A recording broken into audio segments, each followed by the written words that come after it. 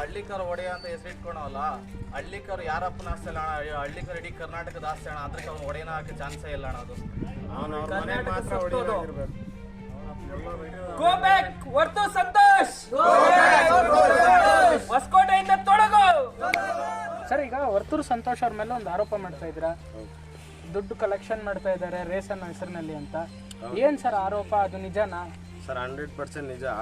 ಅವನು ತುಂಬ ಫ್ರಾಡ್ ಇದ್ದಾನೆ ಸರ್. ಅವನು ತುಂಬ, ನಾನು ಯಾವಾಗಲೂ ಜೊತೇಲಿ ಇರ್ತಾ ಇದ್ದೆ.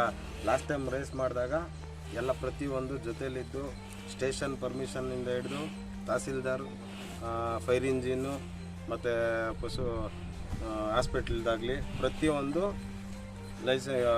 ಡಾಕ್ಯುಮೆಂಟ್ಸ್ ಏನು ಬೇಕಾದ್ರೆ ನಾನೇ ರೆಡಿ ಮಾಡಿಕೊಟ್ಟಿದ್ದು. ಮತ್ತು ನಮ್ಮ ಯಜಮಾನ್ರ ಹತ್ರ 10 ಲಕ್ಷ ದುಡ್ಡು ಕೊಡಿಸಿದ್ದೀನಿ.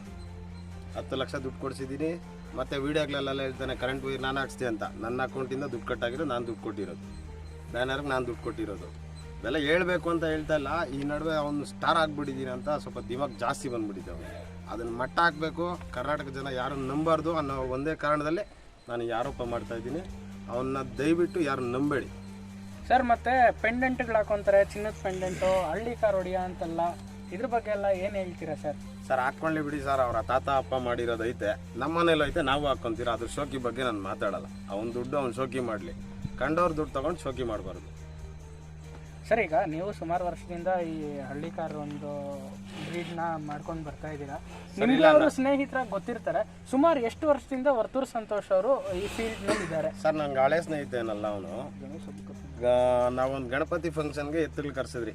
ಆಗ ನಮ್ಮ ಟೀಮು ನೋಡಿ, ನಮ್ಮ ಫ್ರೆಂಡ್ಸ್ನಲ್ಲಿ ನೋಡಿ, ಅಣ್ಣ ನೀನು ನಂಗೆ ಸಪೋರ್ಟ್ ಮಾಡಬೇಕು, ರೇಸ್ ಮಾಡ್ತಾ ಇದ್ದೀನಿ ಹೊಸಕೋಟೆಯಲ್ಲಿ ಅಂತ ಕೇಳ್ಕೊತಾನೆ. ಆಯ್ತಪ್ಪ, ಯಾರು ಬಂದರೂ ನಾವು ಹೆಲ್ಪ್ ಮಾಡೋಕ್ಕೆ ರೆಡಿ, ನಮ್ಮ ಕೈಲಾಗಿದ್ದು ನಾವು ಮಾಡೋಕ್ಕೆ ರೆಡಿ. ಸರಿ ಬಾ ಅಂತೇಳಿ ಅವನಿಗೆ ದುಡ್ಡು ಕನೆಕ್ಟ್ ಮಾಡಿಕೊಟ್ಟು ಎಲ್ಲರ ಲಿಂಕ್ಗಳು ಕೊಡಿಸಿ ಒಬ್ಬೊಬ್ರ ಕಡೆಯಿಂದ.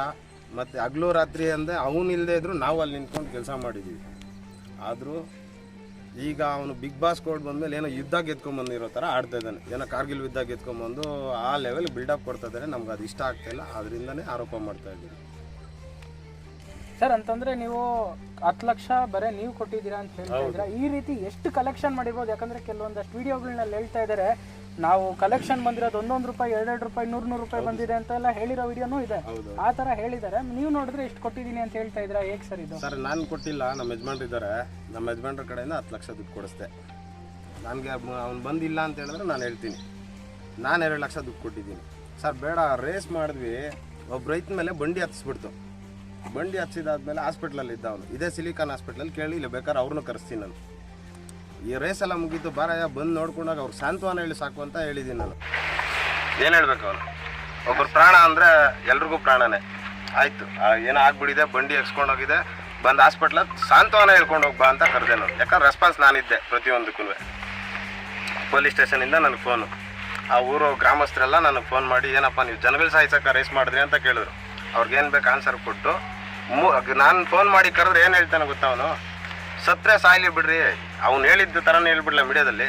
ಹೇಳಿ ಸರ್, ಹೇಳಿ ಹೇಳಿ, ನಿಜ ಹೇಳಿ. ಸತ್ರೆ ಸಾಯ್ಲಿ ಬಿಡ್ರಿ, ಏನು ಕಡ್ಡ ಬರಬೇಕು ಅಂದ. ಅವತ್ತೇ ಅಂದ್ಕೊಂಡೆ ಅವನ್ನ, ಇವನೆಂಥ ಮನುಷ್ಯ ಅಂತ. ಆದ್ರೂ ಬಿಡು, ನಮ್ಮ ಜೊತೆ ಬಂದವನೇ, ಎಲ್ಲ ನಮ್ಮ ಫ್ರೆಂಡ್ ಥರ ಅಂದ್ಬಿಟ್ಟು ಸುಮ್ಮನೆ ಐತೆ.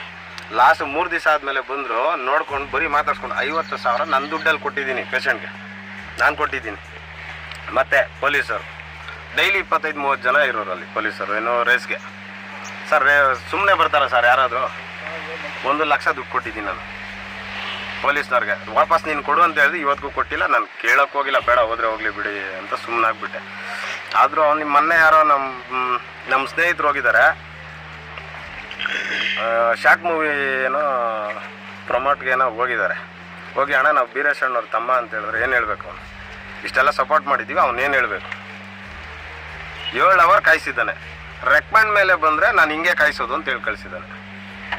ಓಕೆನಾ? ಇವನು ರೆಕಮೆಂಡ್ ಮೇಲೆ ಬರದೆ ಇಷ್ಟು ದೊಡ್ಡವನಾಗೋದ್ನಾ? ಯಾರ ಹತ್ರ ರೆಕಮೆಂಡ್ ಮೇಲೇ ಬಂದಿಲ್ವ ಇವನು? 1 ರೂಪಾಯಿ, ಕೇವಲ 1 ರೂಪಾಯಿ ಬೆಲೆ ಎಷ್ಟಿದೆ? 1 ರೂಪಾಯಿ ಎಷ್ಟು ಲಕ್ಷ ಜನ ಹಾಕಿರ್ಬೇಡ ಅಲ್ವಾ? ನಾನೆಲ್ಲ ಸುಮಾರು ಒಂದು 50-60 ಲಕ್ಷ ನನಗೆ ಅದ್ರ ಬಗ್ಗೆ ಐಡಿಯಾ ಇಲ್ಲ, ರೇಸ್ ಬಗ್ಗೆ. 50-60 ಲಕ್ಷ ಖರ್ಚಾಗಿರ್ತದೆ ಅಂತ ನಾನೇ ಅಂದ್ಕೊಂಡೆ. ನಾನು ವಿಚಾರಿಸೋಕೆ ಗೊತ್ತಾಯ್ತು, ಒಂದು 15 ಲಕ್ಷಕ್ಕೆ ಎದುರೋಯ್ತು. 15ರಿಂದ 20 ಲಕ್ಷ.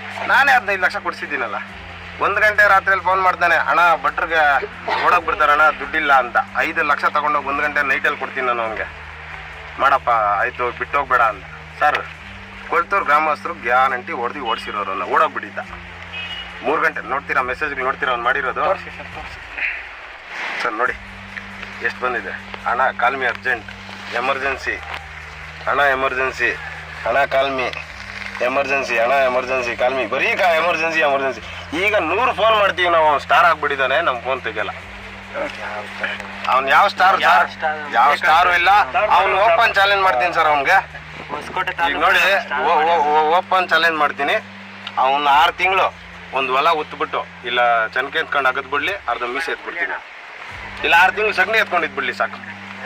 ಅವ್ನು ರೈತನಲ್ಲ ಸರ್. ರೈತ ಆದ್ರೆ ಈ ಇನ್ನೊಬ್ರಿಗೆ ಹೇಳ್ತಾನಂತೆ ಸಣ್ಣ ಪುಟ್ಟ ಫಂಕ್ಷನ್ಗೆಲ್ಲ ಕರೀತಾರೆ ಅಂತ. ಸಣ್ಣ ಪುಟ್ಟ ಇಂದಾನೆ ಮೇಲೆ ಡೈರೆಕ್ಟ್ ಮೇಲೆ ಹೋಗ್ಬಿಟ್ನ ಸರ್ ಇವನು. ಸಣ್ಣ ಪುಟ್ಟ ಇಂದಾನೆ ತಾನೇ ಹೋಗ್ಬೇಕು. ಸಣ್ಣ ಪುಟ್ಟ ಮೊನ್ನೆ ಕೆರೆಯಲ್ಲಿ ಬಿತ್ಕೊಂಡು ಮೀನು ಬೇಯಿಸ್ಕೊಂಡು ಕೆರೆಗೆ ಬಿದ್ದಿದ್ದ ಮೊನ್ನೆ. ಅದು ಸಣ್ಣ ಮೀನು. ಇದು ಯಾವ್ದು ಅಕ್ಷಯ್ ಇದು ಪ್ರೋಗ್ರಾಮ್ ಮಾಡ್ಕೊಂಡು ಮೀನು ಅಲ್ಲ ಇರ ಸಣ್ಣ ಪುಟ್ಟ ಫಂಕ್ಷನ್ಗೆ ಪ್ರೋಗ್ರಾಮ್ಗೆ ಹೋಗಲ್ಲ ಅಂತ ಅವನು. ಈಗ ಸ್ಟಾರ್ ಆಗ್ಬಿಟ್ಟಿದ್ದಾನ ಅವನು.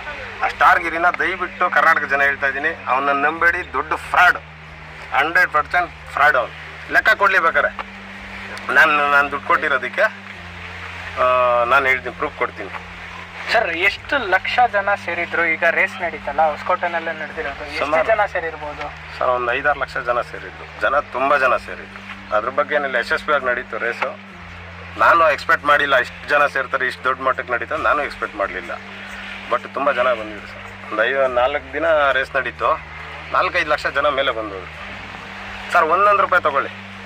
ಕರ್ನಾಟಕದಾಗ ಇವ್ನು ಗೂಗಲ್ ಪೇ ಫೋನ್ಪೇ ಅಂತ ಹಾಕಿದ್ದಾನಂತೆ, ಅದು ನನಗೆ ಗೊತ್ತಿಲ್ಲ. ನಮ್ಮ ಬರೀ ಇದು ವಿಡಿಯೋದಲ್ಲಿ ಅವನೇ ಹೇಳ್ತಾನೆ 1 ರೂಪಾಯಿ ಹಾಕೋರ್ಬಿಟ್ಟು.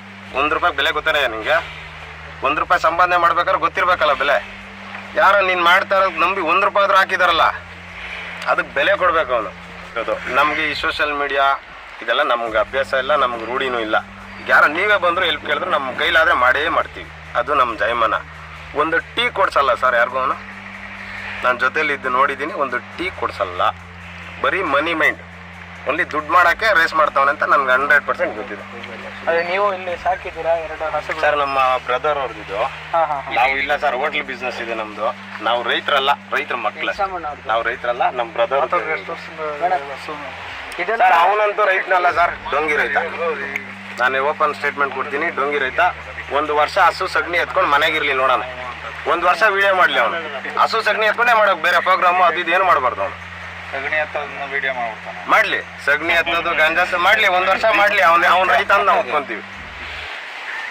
ಓಪನ್ ಚಾಲೆಂಜ್ ಮಾಡಲಿ 1 ವರ್ಷ, ಇಲ್ಲ ಒಂದು 6 ತಿಂಗಳು. ಅವ್ನ ತೋಟ ಐತಲ್ಲ, ಹೋಗಿ ಗುದ್ಲಿ ಎತ್ಕೊಂಡು ಅಗಿಲಿ. ಬಂಡಿಗೆ ನಗ್ನ ಕಟ್ಟದ್ ಬಾಲ ಅವನ್ಕ. ಹಾಂ ಕಟ್ಲಿ ಸರ್. ರೇಸ್ ಮಾಡ್ತಾನಲ್ಲ, ಓಡಿಸ್ಲಿ ಬಿಡಿ ರೇಸ್ ಅವನೇ ಸರ್. ಅವನಿಗೆ ನೆಕ್ಸ್ಟ್ ಟೈಮು ರೇಸ್ ಮಾಡೋಕ್ಕೆ ಯಾರು ಸಪೋರ್ಟ್ ಮಾಡಬಾರ್ದು. ಅದು ಬರೀ ಮನಿ ಮೈಂಡಲ್ಲೇ ಅವ್ನ ಪ್ಲ್ಯಾನಿಂಗ್ ಇರೋದು. ದಯಮಾಡಿ ಯಾರು ಕರ್ನಾಟಕ ಜನಕ್ಕೆ ಹೇಳ್ತಾ ಇದ್ದೀನಿ, ಅವ್ನು ಯಾರು ನಂಬೇಡಿ, ಫ್ರಾಡ್ ಇದ್ದಾನೆ. ಯಾವ ದೇವ್ರ ಮೇಲೆ ಬೇಕಾದ್ರೆ ಪ್ರಮಾಣ ಮಾಡ್ತೀನಿ ನಾನು. ಇಲ್ಲ ನನ್ನ ಮುಂದೆ ಅವ್ನು ಡೈರೆಕ್ಟಾಗಿ ಬರೋಕೆ ಹೇಳಿ, ಅವ್ನು ತಾಕತ್ತಿದ್ರೆ ಬರೋಕೆ ಹೇಳಿ.